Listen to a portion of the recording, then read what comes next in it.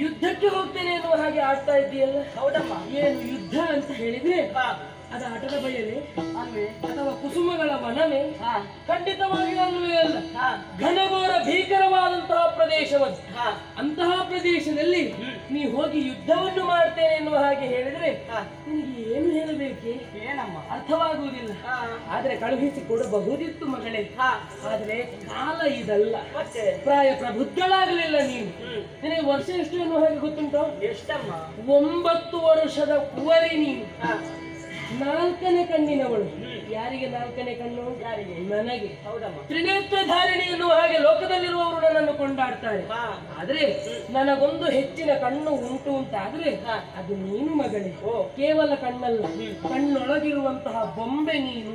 9 ವರ್ಷದ 4ನೇ ಕಣ್ಣಿನ ಬೊಂಬೆಯಂತಹ ಮಗಳು. ಕಾಣುವುದಕ್ಕೂ ಬೊಂಬೆಯಂತಹ ಸ್ವರೂಪ. ಹಾಗಾಗಿ ನೀ ಚಿಕ್ಕವಳು, ಹೋಗ ಕೂಡದು. ಸಂಗ್ರಾಮದ ಹಂಬಲ ನಿನಗೇಕೆ?